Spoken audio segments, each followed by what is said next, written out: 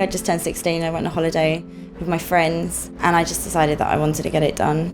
And I said, I like stars, I have some stars.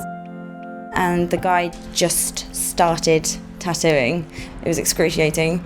I obviously was moving, and he stopped and went, if you want a crap tattoo, then keep moving. And then literally just put his hand back on me and started going again.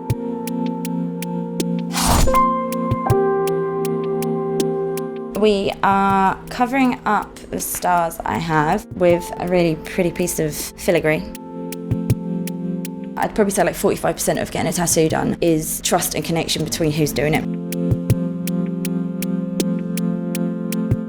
Not only are you having that imprinted on your skin for your life, the feeling and the memory of having it done is just as important. This is going to be the first tattoo I'm going to be doing on Lindsay. I know her pretty well. It's taken us quite a while to work out what's going to fit over the tattoo that she already has. Filigree is it's like a leafy kind of ornamental design from the Victorian period. The style I'm using particularly today is Art Nouveau-esque, semi-realistic. So when I was younger, I used to do gymnastics.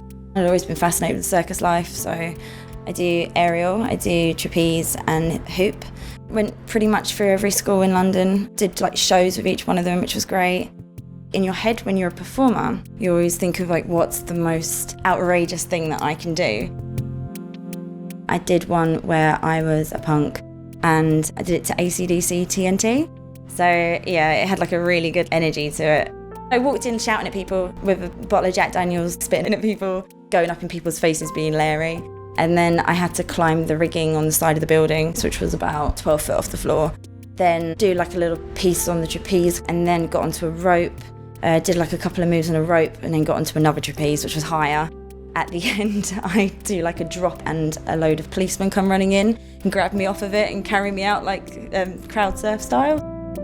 You'd see people were like, whoa, what is she doing?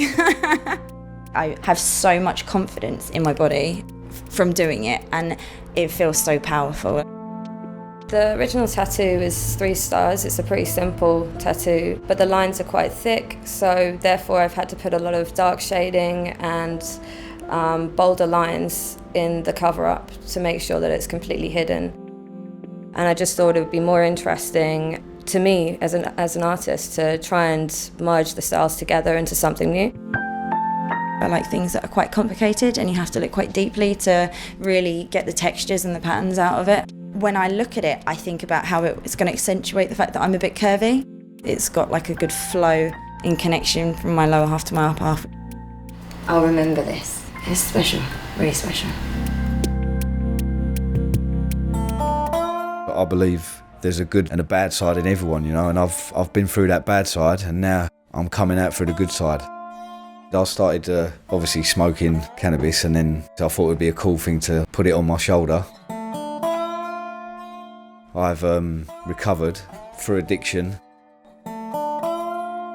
So it's not really the thing that you want on your shoulder, is it?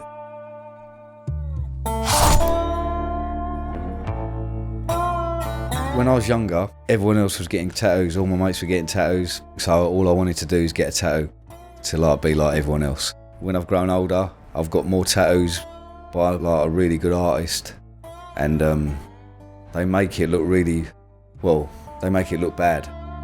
Basically it's a skull, a cartoon skull with a smiley face, and he's smoking a spliff.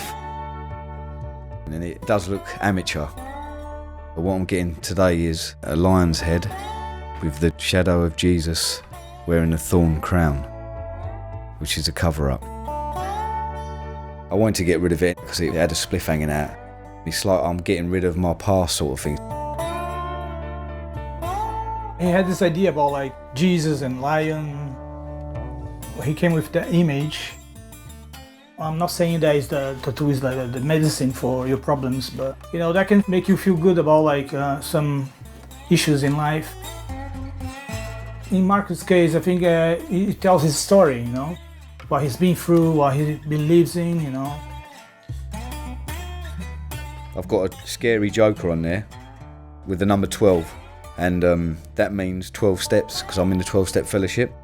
So if I don't do these 12 steps, I will be a joker because it could take me back out there.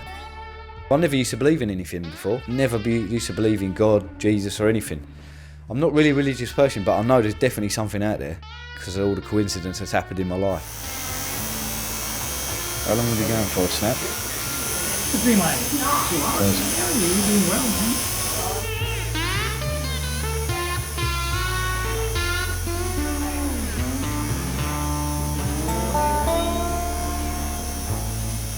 I'm a lift engineer by trade. Yeah, there's definitely danger in lifts. There's a time where I could have been killed, basically. The lift went free falling up the shaft and I had to sort of jump off. Luckily, I rolled out and I survived. That's why I believe in something up there now. That's like, that it weren't my time to go. Do you know what I mean? Since I come into recovery as well. In November, it'll be 8 years sobriety without a drink or a drug. It just reminds me and gives me strength when I look at these pictures because they're quite powerful. Well, to me anyway. Well, I had a tattoo done with my mom and it said his. My mother went back at a later date and got love, so her wrists say his love, and it's meant to be a religious tattoo of his love saved us. I only have the his, and I get questions all the time of who has the hers, I can't believe you branded yourself.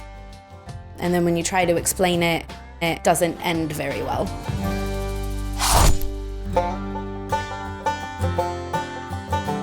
I've always lived my life with no regrets, and this is the only tattoo that I didn't make all of the decisions in.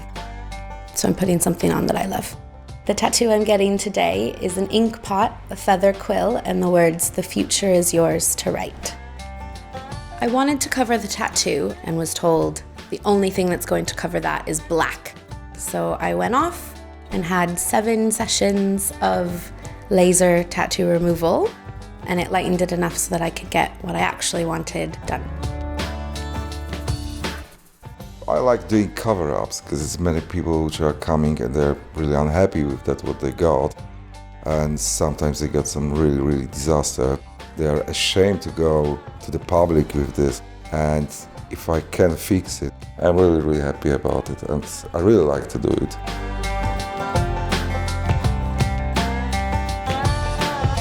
I went on a mission trip to Kenya with my parents when I was about 18 years old, and our stopover flight was in London. So we hopped on the tube, went to a West End show, and I told my parents after that show, I love London, the back alleys, the dark history, the new versus old. I will live here one day.